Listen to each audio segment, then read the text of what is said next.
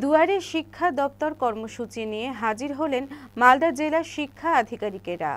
গাজল শ্যামসুখী বালিকা শিক্ষা নিকেতন হাই স্কুলের সভাকক্ষে এই কর্মসূচি পালিত হয়।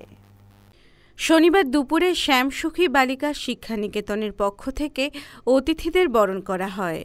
উপস্থিত ছিলেন ডিআই সেকেন্ডারি বাণীব্রত দাস, শ্যামসুখী বালিকা শিক্ষা নিকেতনের পরিচালনা সমিতির সভাপতি জয়ন্ত ঘোষ, বিদ্যালয়ের ভারপ্রাপ্ত শিক্ষিকা অঞ্জু অধিকারী, পশ্চিমবঙ্গ তৃণমূল মাধ্যমিক শিক্ষক সমিতির জেলা কমিটির সদস্য উক্তিও পাণ্ডে। শিক্ষক শিক্ষিকাদের যাতে হয়রান হতে না হয় এবং শিক্ষক শিক্ষিকাদের কি কি সমস্যা রয়েছে সে বিষয়ে শিক্ষকদের সঙ্গে কথা বলেন ডিআই সেকেন্ডারি বাণীব্রত দাস।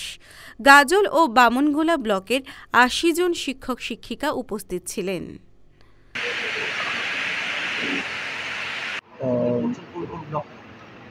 আমি জয়েন করে অনুভব করেছি যে টিচারদের কাছে গিয়ে এই প্রবলেমটা শুনলে মানে ওনারাও উপকৃত হবে, ওনারাও মন খুলে কথা বলতে পারবে আর আমিও শুনতে পারবো।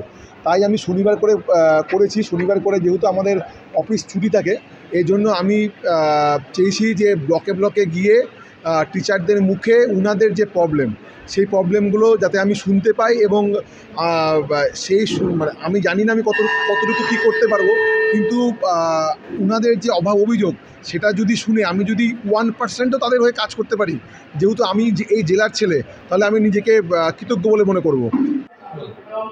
আমাদের নবনিযুক্ত মালদা জেলা ডিআই সেকেন্ডারি উনি একটি প্রকল্প নিয়েছেন দুয়ারে শিক্ষা দপ্তর। তার মাধ্যমে উনি সরাসরি মালদা জেলার 15টি ব্লক এবং 2টি মিউনিসিপ্যালিটির সমস্ত শিক্ষক শিক্ষিকা এবং প্রধান শিক্ষক শিক্ষিকাদের সঙ্গে উনি সরাসরি কথা বলতে চাইছেন এবং ওনাদের চাকরিরত অবস্থায় বা ছাত্র ছাত্রীদের পঠন পাঠনগত কোনো সমস্যা যদি থাকে এবং স্কুলের বিদ্যালয়ের পরিকাঠামোগত যদি কোনো উন্নয়নের দাবি থাকে সেগুলো উনি শুনবেন এবং উনি বিবেচনা করবেন এবং ওনার ক্ষেত্র থেকে যতদূর সম্ভব উনি সেগুলো সমাধানের চেষ্টা করবেন, এরকম উনি প্রতিশ্রুতি আমাদের দিয়েছেন।